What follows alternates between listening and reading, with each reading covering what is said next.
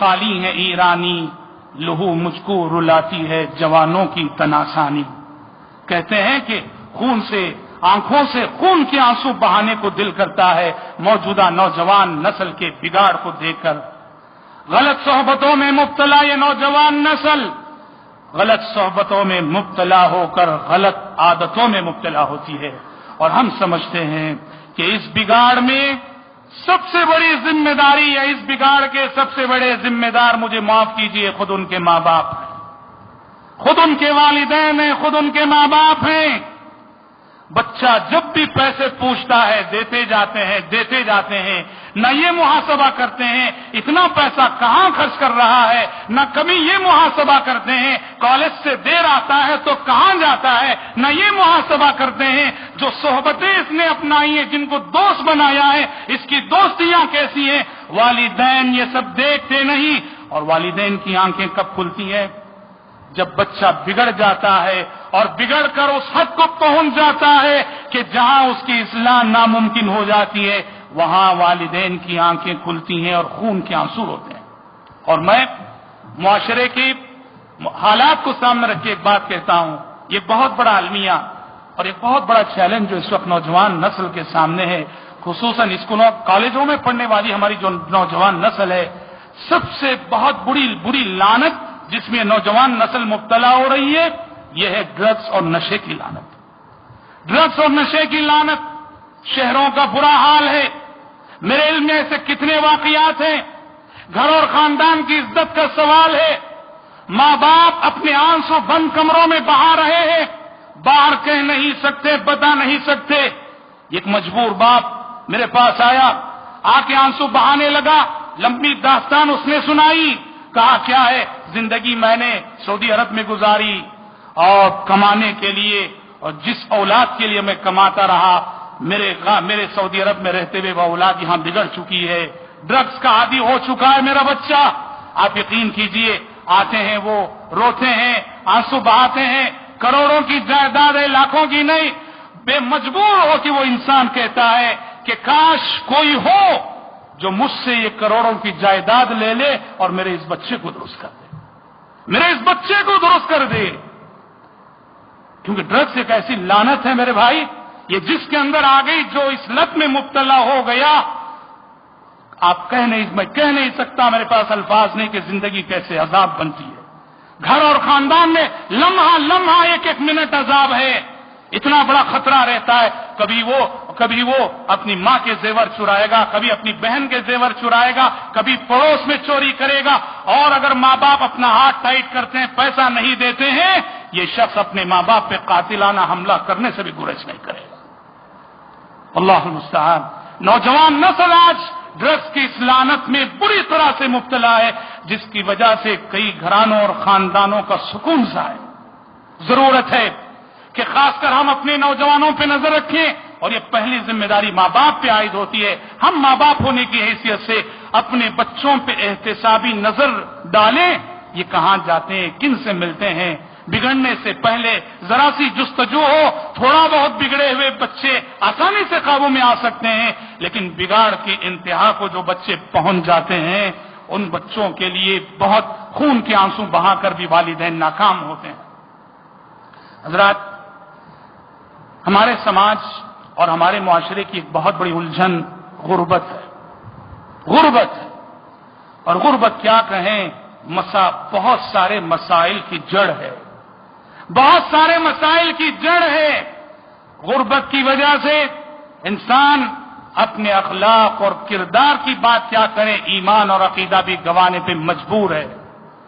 ہندوستان کے حالات پہ، خصوصاً دیہاتوں پہ جن کی نظر ہے وہ جانتے ہیں، کتنے غریب گھرانے ہیں جنہیں کرسچنوں نے پیسہ دے کے جن کا مذہب مرتد کر دیا ہے، کتنے غریب مسلمان ہیں جنہیں قادیانیوں نے پیسہ دے کے مرتد کر رکھا ہے۔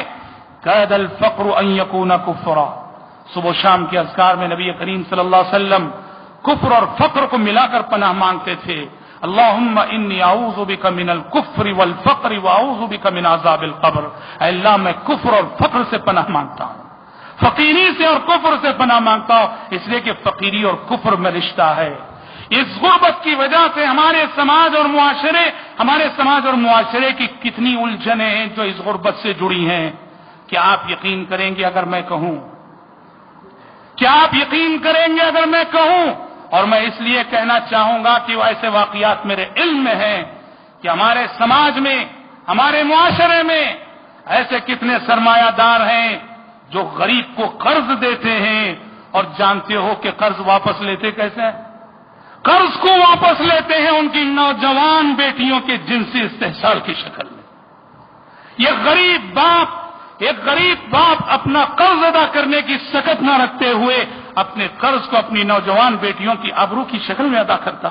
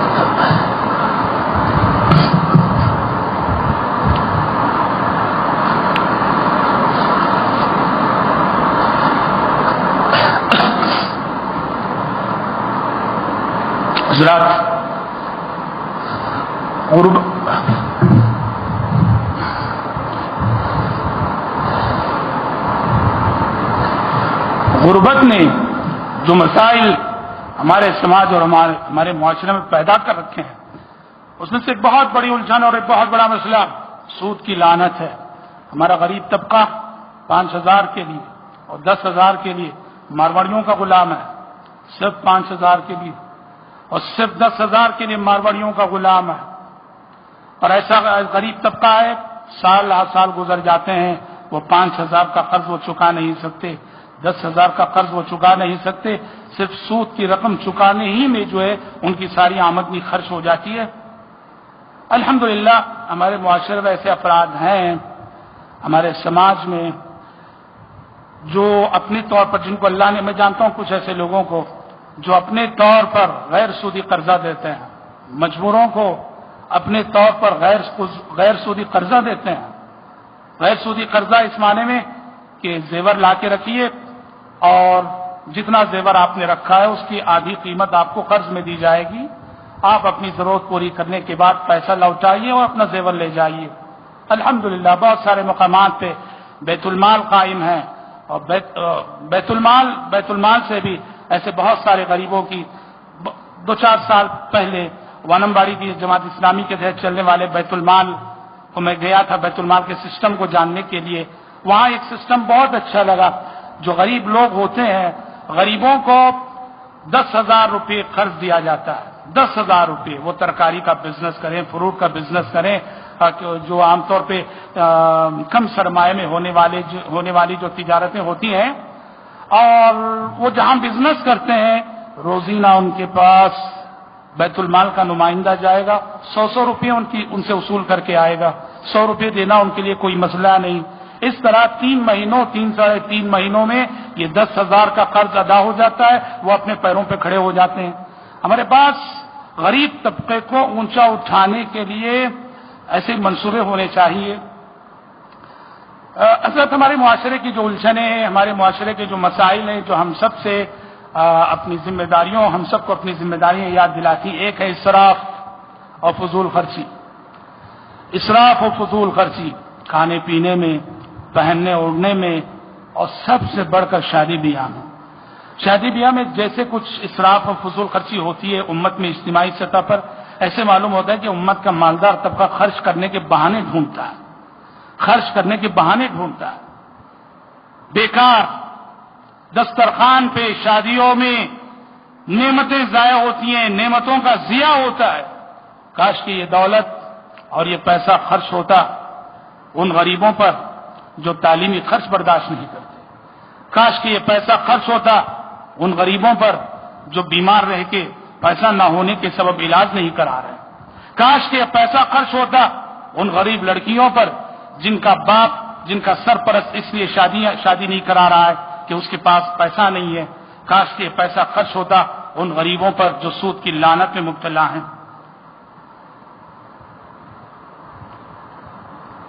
ایک اور مسئلہ ہمارے سماج کی الجھنوں اور سماج کے مسائل میں ایک بہت بڑا مسئلہ اور ایک بہت بڑی الجھن یہ بھی ہے کہ بکھرتے خاندان، ٹوٹتے رشتے اور آئے دن ہونے والے، بکثرت ہونے والے طلاق کے حادثات اور طلاق کے واقعات.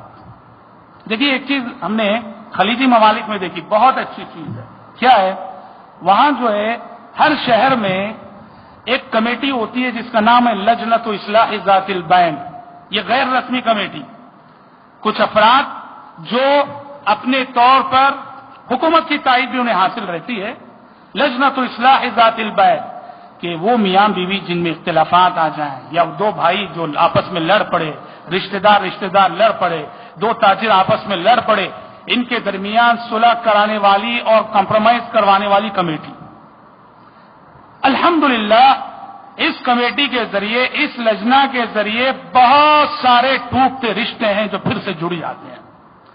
ایسے سمجھدار افراد اس کمیٹی میں ہوتے ہیں جن کے طرز تفہیم سے، جن کی دور اندیشی سے لڑکے کو کیا کہنا ہے، لڑکی کو کیسے سمجھانا ہے. الحمدللہ ہندوستان میں اس کی بڑی کمی ہے. جب اختلاف ہوتا ہے، لڑائی ہوتی ہے، تو اختلاف کی آگ کو بھڑکانے والے یہاں بہت پائے جاتے ہیں. اختلاف کی آگ کو بجھانے والے، صلح کرانے کی فکر کرنے والے یہاں بہت کم ہے، بہت کم ہے. صلح کروانا نبی کریم صلی اللہ علیہ وسلم کی عظیم سنت ہے. ضرورت ہے خصوصاً میاں بیوی کے مسائل میں. یہاں ایسی کمیٹیوں، الحمدللہ جماعت سے کام ہوتا ہے صحیح، لیکن منظم طریقے سے اور اس کام کو منظم کرنے کی ضرورت ہے، اور ان ٹوٹتے رشتوں کو پھر سے جو ہے جوڑنے کی ضرورت ہے. حضرات ہمارے معاشرے کا ایک بہت بڑا مسئلہ جو ہے بیوہ عورتیں ہیں. بیوہ عورتیں چاہے وہ متوفی عنہا زوجها، ان کے شوہروں کا انتقال ہو گیا ہو، چاہے وہ طلاق شدہ ہو، چاہے وہ خلا لی ہوئی عورتیں ہوں یا پھر غیر شادی شدہ عورتیں ہوں.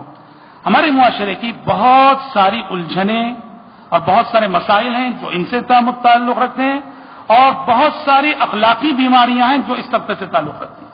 ہمارے پاس سروے ہونا چاہیے، ہر گاؤں میں ہمارے پاس سروے ہونا چاہیے، ہر ایریے، ہر محلے کا سروے ہونا چاہیے. کہاں کتنی بیوائیں ہیں جن کا کوئی رکھوالا نہیں، جس کی سرپرستی میں یتیم بچے ہیں، جن کا کوئی پرسان حال نہیں. ہمارے پاس اس کا سروے ہونا چاہیے. الحمدللہ ایسے کچھ ادارے ہیں، میں بنگلور وغیرہ میں ایسے کچھ اداروں کو میں جانتا ہوں جو الحمدللہ ہر محلے میں سروے کر کے ایسی بیوائیں جن کے کوئی رشتہ دار ان کا دیکھ بھال نہیں کرتے، جن کا کوئی پرسان حال نہیں، ماہانہ ان کے اخراجات، ماہانہ ان کا جو بھی راشن ہوتا ہے، غلہ ہوتا ہے، سب پہنچا دے. بہرحال کہنا یہ ہے کہ سماج اور معاشرے کا بگڑا ہوا یہ منظرنامہ، اس کی اصلاح کی ذمہ داری ہم سب پر عائد ہوتی ہے، اور سب سے زیادہ یہ ذمہ داری علماء پہ عائد ہوتی ہے، ائمہ مساجد پہ عائد ہوتی ہے، عمائدین شہر پہ عائد ہوتی ہے، اصحاب اصل و رسوخ پہ عائد ہوتی ہے، جنہیں اللہ تعالیٰ نے سماج اور معاشرے میں مقبولیت عطا کی ہے، ان پہ عائد ہوتی ہے. ہم سب کی ذمہ داری ہے ہم اپنی ذمہ داریوں کا احساس کریں، وہ احساس جو امیر المومنین عمر بن خطاب رضی اللہ عنہ کے جملے میں نظر آتا ہے. وہ فرمایا کرتے تھے واللہ لو عثرت بغلة في العراق لخشیت ان يسألنی اللہ عز وجل لم لم تصلح لها الطریق یا عمر، کہ اللہ کی قسم اگر عراق میں کوئی خچر ٹھوکر کھا کے گر جائے، مجھے ڈر ہے کہ کل حشر کی عدالت میں مجھ سے سوال ہوگا کہ اے عمر تمہارے عہد خلافت میں ایک خچر کو ٹھوکر لگی تھی، تم نے